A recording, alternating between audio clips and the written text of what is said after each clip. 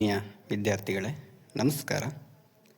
ಈ ಒಂದು ವಿಡಿಯೋದಲ್ಲಿ ನಾವು ಮೌಲ್ಯ ಶಿಕ್ಷಣದ ಪಾಠವಾದ ನನ್ನೊಳಗಿನ ನಾನು ಈ ಒಂದು ಅಧ್ಯಾಯದ ಬಗ್ಗೆ ತಿಳ್ಕೊಳ್ಳೋಣ.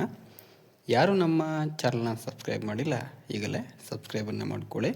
ಆ ಮೌಲ್ಯ ಶಿಕ್ಷಣದ ಎಲ್ಲ ಪಾಠಗಳನ್ನು ನಮ್ಮ ಚಾನಲಲ್ಲಿ ಅಪ್ಡೇಟನ್ನು ಮಾಡಲಾಗ್ತಾಯಿದೆ. ನನ್ನೊಳಗಿನ ನಾನು ಇದರ ಅರ್ಥ ಏನಪ್ಪ ಅಂತಂದರೆ, ಇತರರೊಂದಿಗೆ ನಮ್ಮನ್ನು ಹೋಲಿಕೆ ಮಾಡಿಕೊಳ್ಳದೆ ನಾವು ಹೇಗಿದ್ದೀವೋ ಹಾಗೇ ಇರ್ತಕ್ಕಂಥದ್ದಕ್ಕೆ ನಾವು ನನ್ನೊಳಗಿನ ನಾನು ಅಂತ ಹೇಳ್ಬೋದು. ಇತರರನ್ನು ನೋಡಿ ನಾನು ಆ ರೀತಿ ಇಲ್ವಲ್ಲ, ನಾನು ಈ ರೀತಿ ಇಲ್ವಲ್ಲ ಅಂಥೇಳಿ ಕೆಲವರು ತೋರ್ಪಡಿಕೆಯನ್ನು ತೋರಿಸ್ಕೊಳ್ತಾರೆ. ಆ ರೀತಿ ತೋರ್ಪಡಿಕೆಯನ್ನು ತೋರಿಸ್ಕೋತಾರೆ. ಆ ತೋರ್ಪಡಿಕೆಯನ್ನು ನಿಲ್ಲಿಸಿ ನಾವು ಹೇಗಿದ್ದೀವೋ ಹಾಗೆ ಸ್ವೀಕರಿಸೋದಕ್ಕೆ ನಾವು ನನ್ನೊಳಗಿನ ನಾನು ಅಂತ ಹೇಳ್ಬೋದು. ಇಲ್ಲಿ ಕೊಟ್ಟಿದ್ದಾರೆ ನೋಡ್ರಿ, ಬಾಹ್ಯವಾಗಿ ನಾವು ಹೇಗೆ ಕಾಣುತ್ತೇವೆ ಎಂಬುದಕ್ಕಿಂತ ಅಂತರಂಗದೊಳಗೆ ಹೇಗಿದ್ದೇವೆಂದು ಸ್ವತಃ ಅರಿತುಕೊಳ್ಳುವುದು ಅವಶ್ಯಕ. ಇಲ್ಲಿ ತೋರ್ಪಡಿಕೆ ಜೀವನ ಆಗಬಾರ್ದು. ಯಾರ್ದು ಕೂಡ ತೋರ್ಪಡಿಕೆ ಜೀವನ ಆಗಬಾರ್ದು. ಇನ್ನೊಬ್ಬರನ್ನ ಮೆಚ್ಚಿಸ್ಕೊಳ್ಳೋದಕ್ಕೋಸ್ಕರ ನಾವು ಮಾತುಗಳನ್ನು ಆಡ್ತಕ್ಕಂಥದ್ದು, ಆ ರೀತಿ ನಡ್ಕೊಳ್ತಕ್ಕಂಥದ್ದು ಇವೆಲ್ಲ ಸರಿ ಕಾಣಿಸೋದಿಲ್ಲ. ಅದ್ರ ಬದಲು ಇವ್ರು ಹೇಳ್ತಾರೆ, ಅಂತರಂಗದೊಳಗೆ ನಮ್ಮ ಮನಸ್ಥಿತಿ ಹೇಗಿರ್ತದೋ ಆ ರೀತಿ ನಾವಿದ್ದರೆ ಅದು ಪರಿಪೂರ್ಣತೆಗೆ ನಮ್ಮನ್ನು ಕರ್ಕೊಂಡು ಹೋಗುತ್ತೆ. ತೋರ್ಪಡಿಕೆ ಬೇಡ, ನಾವು ಹೇಗಿದ್ದೀವೋ ಹಾಗೆ ನಾವು ನಮ್ಮನ್ನು ಸ್ವೀಕರಿಸ್ಕೋಬೇಕು. ನಮ್ಮನ್ನು ವಾಸ್ತವತೆಗೆ ತೆರೆದುಕೊಳ್ಳದಿದ್ದಾಗ ನೈಜ ವ್ಯಕ್ತಿತ್ವ, ಶಕ್ತಿ, ಸಾಮರ್ಥ್ಯಗಳು ಸಹ ನೇಪಥ್ಯಕ್ಕೆ ಸರಿಯುತ್ತವೆ. ಅಂದರೆ ಇನ್ನೊಬ್ಬರನ್ನ ನೋಡಿ ಅವ್ರ ರೀತಿ ನಾವು ಆ್ಯಕ್ಟಿಂಗನ್ನು ಮಾಡೋ ಬದಲು ಅವ್ರ ರೀತಿ ನಾವು ಅವ್ರನ್ನ ಹೋಲಿಕೆಯನ್ನು ಮಾಡಿಕೊಂಡು ಅವ್ರ ರೀತಿ ನಾವು ಮಾಡೋ ಬದಲು ನಾವು ಹೇಗಿದ್ದೀವೋ ಹಾಗೆ ಸ್ವೀಕರಿಸಿದಾಗ ನಮ್ಮ ಜೀವನ ಪರಿಪೂರ್ಣವಾಗಿರ್ತದೆ. ಅಥವಾ ನೀವೇನಾದರೂ ಬೇರೆಯವ್ರನ್ನ ನೋಡಿ ಅವ್ರ ರೀತಿ ನಾವು ನಡ್ಕೊಳ್ತಾ ಇದ್ದರೆ, ಅವ್ರ ರೀತಿ ನಾವು ಮಾಡ್ಕೊಂಡು ಹೋಗ್ತಾ ಇದ್ರೆ ಏನಾಗುತ್ತೆ, ನಮ್ಮ ನಿಜವಾದ ವ್ಯಕ್ತಿತ್ವ ಮತ್ತು ಶಕ್ತಿ ಸಾಮರ್ಥ್ಯಗಳೇನಾಗ್ತವೆ ಅಲ್ಲಿ ನಾಶ ಆಗ್ತವೆ. ಇತರರನ್ನು ನಾವು ಅನುಸರಿಸೋ ಬದಲು ಇತರರು ಆ ರೀತಿ ಇದ್ದಾರೆ ಅಂತೇಳಿ ಅವ್ರ ರೀತಿ ನಾವು ಆ್ಯಕ್ಟನ್ನು ಮಾಡೋ ಬದಲು ನಾವು ಹೇಗಿದ್ದೀವೋ ಹಾಗೆ ಇರತಕ್ಕಂಥದ್ದು ಇಲ್ಲಿ ಮುಖ್ಯ ಆಗ್ತದೆ.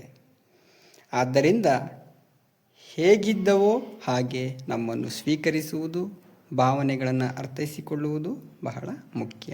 ಆಗಲೇ ಹೇಳ್ದಂಗೆ ನಾವು ಇನ್ನೊಬ್ಬರನ್ನ ನೋಡಿ ಅನುಕರಣೆ ಮಾಡೋ ಬದಲು ನಾವು ಹೇಗಿದ್ದೀವೋ ಹಾಗೇ ನಾವೇನು ಮಾಡಬೇಕು, ನಮ್ಮನ್ನು ಸ್ವೀಕರಿಸಬೇಕು ಮತ್ತು ಭಾವನೆಗಳನ್ನು ಅರ್ಥೈಸ್ಕೊಳ್ಬೇಕು. ನಮ್ಮ ನಿಜವಾದ ವ್ಯಕ್ತಿತ್ವವನ್ನು ಉಳಿಸಿಕೊಳ್ಳುವುದು ಸಾಧನೆಗೆ ಸಿಗುವ ಶಕ್ತಿಯುತ ಮಾರ್ಗಗಳಲ್ಲಿ ಒಂದು. ನಾವೇನಾದರೂ ಸಾಧನೆಯನ್ನು ಮಾಡಬೇಕು, ನಮ್ಮ ವ್ಯಕ್ತಿತ್ವವನ್ನು ಉಳಿಸ್ಕೋಬೇಕು ಅಂದರೆ ಮೊದಲು ನಾವು ನಾವಾಗಿರಬೇಕು ಅಂತಕ್ಕಂಥದ್ದು ಈ ಒಂದು ಸಾಲಿನ ಅರ್ಥ ಆಗುತ್ತೆ.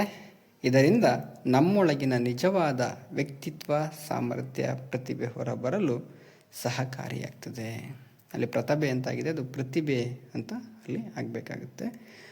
ಇಲ್ಲಿ ಹೇಳ್ತಾರೆ, ಇನ್ನೊಬ್ಬರನ್ನ ನಾವು ನೋಡಿ ಅನುಕರಣೆ ಮಾಡ್ಕೊಳ್ಳೋ ಬದಲು ಅಥವಾ ಇನ್ನೊಬ್ಬರನ್ನ ನೋಡಿ ನಾವು ಅವರಂತೆ ನಾವು ಆಗಿಲ್ವಲ್ಲ ಅಂಥೇಳಿ ಅವ್ರ ರೀತಿ ನಾವು ಮೇಲ್ನೋಟಕ್ಕೆ ನಾವು ಆ ರೀತಿ ಆ್ಯಕ್ಟಿಂಗನ್ನು ಮಾಡ್ತಕ್ಕಂಥದ್ದು ಅದು ತಪ್ಪು. ಅದರ ಬದಲು ನಾವು ಹೇಗಿದ್ದೀವೋ ಹಾಗೆ ನಮ್ಮನ್ನು ಸ್ವೀಕರಿಸ್ಕೊಂಡು ಏನು ಮಾಡಬೇಕು, ನಾವು ಮುಂದೆ ನಡೆದ್ರೆ ನಮ್ಮ ಒಂದು ಸಾಧನೆ ಅಥವಾ ನಮ್ಮ ಪ್ರತಿಭೆಯನ್ನು ಇನ್ನೊಬ್ಬರಿಗೆ ತೋರಿಸಲು ಸಾಧ್ಯ ಆಗುತ್ತೆ ಅಂತಕ್ಕಂಥದ್ದನ್ನು ಇಲ್ಲಿ ಹೇಳ್ಬೋದು. ಇಲ್ಲಿ ಕೊಟ್ಟಿದ್ದಾರೆ ನೋಡ್ರಿ, ನಿಮ್ಮ ಪ್ರಕಾರ ನಿಷ್ಠೆ ಎಂದಿರುವುದು ಎಂದರೇನು?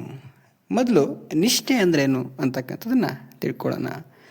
ನಿಷ್ಠೆ ಅಂತಂದರೆ ಯಾವುದಾದರೂ ಒಂದು ಕೆಲಸವನ್ನು ಕೊಟ್ಟಾಗ ಆ ಕೆಲಸವನ್ನು ಪ್ರಾಮಾಣಿಕವಾಗಿ, ಜವಾಬ್ದಾರಿಯುತವಾಗಿ ಮಾಡಿ ಮುಗಿಸೋದಕ್ಕೆ ನಾವು ನಿಷ್ಠೆ ಅಂತ ಕರಿತೀವಿ. ಈ ನಿಷ್ಠೆಗೆ ಸಂಬಂಧಪಟ್ಟಂತೆ ಒಂದಷ್ಟು ಉದಾಹರಣೆಗಳನ್ನು ನೋಡೋದಾದರೆ, ಶಾಲೆಯಲ್ಲಿ ಶಿಕ್ಷಕರು ಬೋರ್ಡನ್ನು ಕ್ಲೀನ್ ಮಾಡೋದಕ್ಕೆ ಒಬ್ಬ ವಿದ್ಯಾರ್ಥಿಗೆ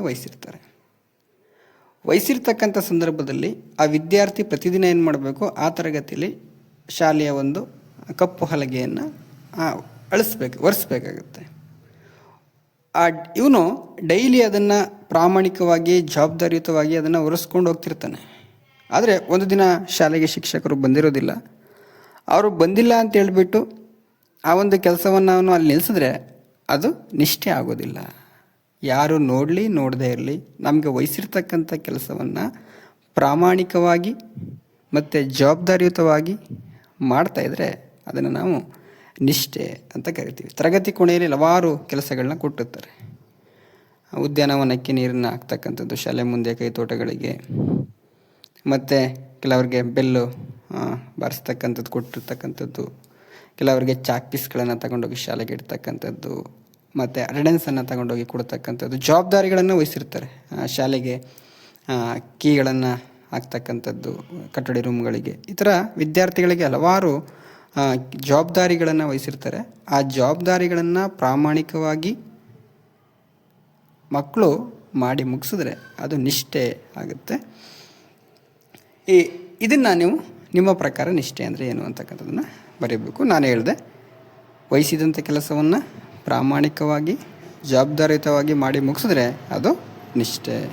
ಹಾಗಾದರೆ ನಿಮ್ಮ ಪ್ರಕಾರ ಏನು ನಿಷ್ಠೆ ಅಂದರೆ ಅದನ್ನು ಒಂದಷ್ಟು 3-4 ಲೈನ್ಗಳಲ್ಲಿ ವಿದ್ಯಾರ್ಥಿಗಳೇ ನೀವು ಬರೆದು ಅಲ್ಲಿ ಕಂಪ್ಲೀಟನ್ನು ಮಾಡಿ ಈ ಒಂದು ಕೊಟ್ಟಿರ್ತಕ್ಕಂಥ ಬಾಕ್ಸನ್ನು.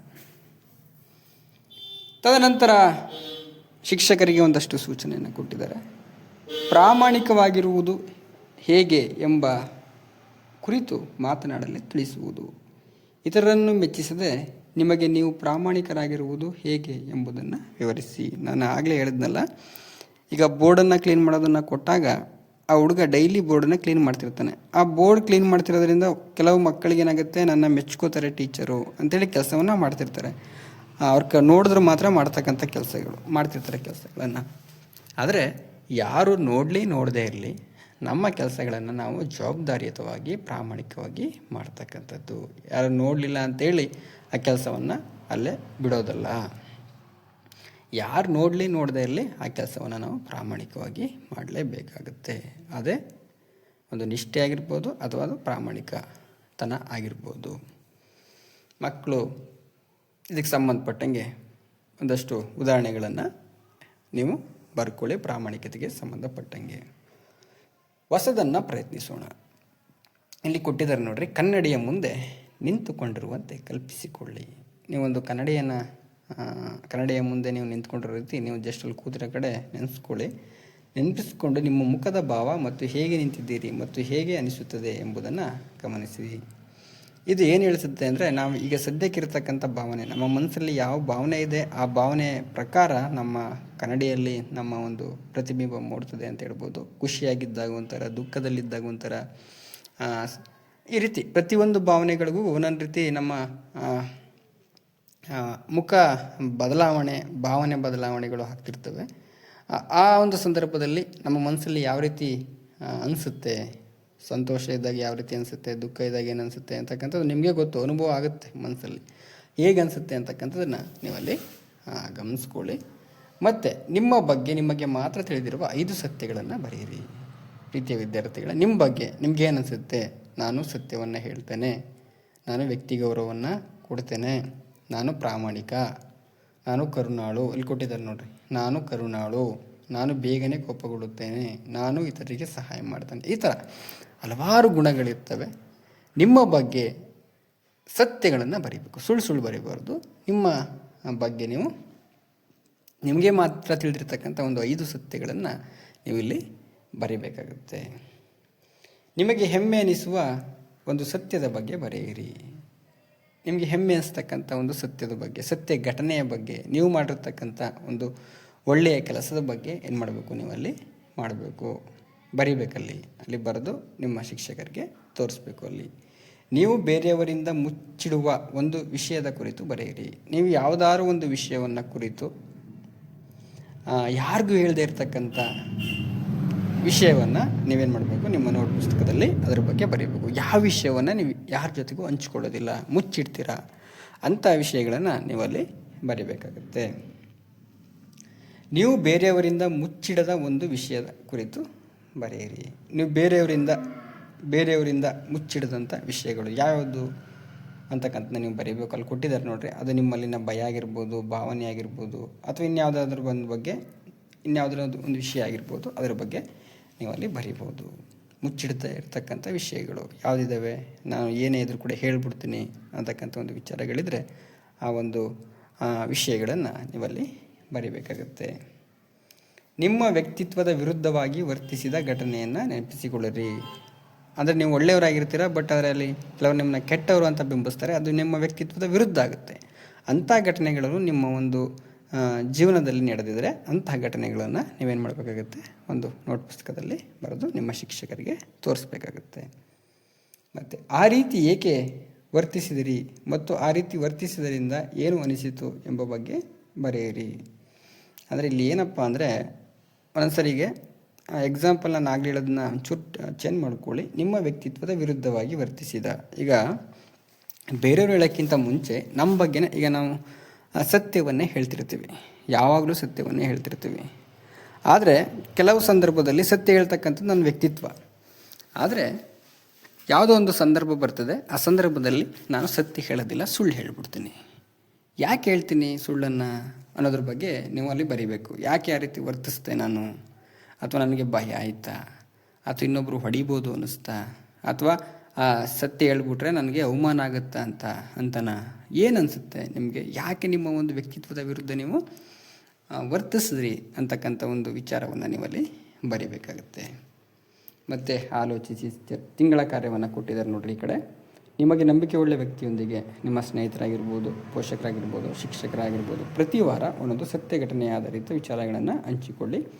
ನೀವೇನಾದರೂ ಅವ್ರ ಜೊತೆ ಹಂಚ್ಕೊಳ್ಳೋದಿಲ್ಲ ಅಂತಂದರೆ ಅದನ್ನು ದಿನಚರಿ ಪುಸ್ತಕದಲ್ಲಿ ಬರೀರಿ.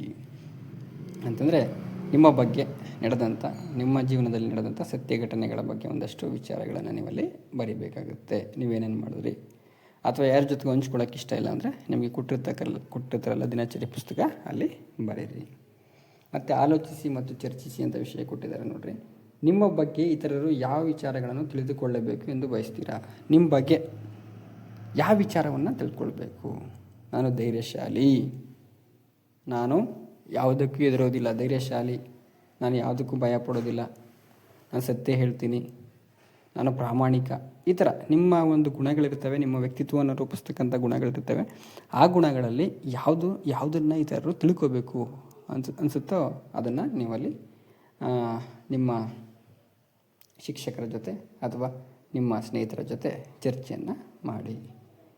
ನಿಮ್ಮ ನಿಜವಾದ ಸ್ವಭಾವವೇನು, ನಿಮ್ಮ ನಿಜವಾದ ಸ್ವಭಾವ, ಯಾವ ಒಂದು ಗುಣ ನಿಮ್ಮಲ್ಲಿ ಇದೆ ನಿಜವಾದದ್ದು ಅಂತಕ್ಕಂಥ ನೀವಲ್ಲಿ ಬರೀಬೇಕು.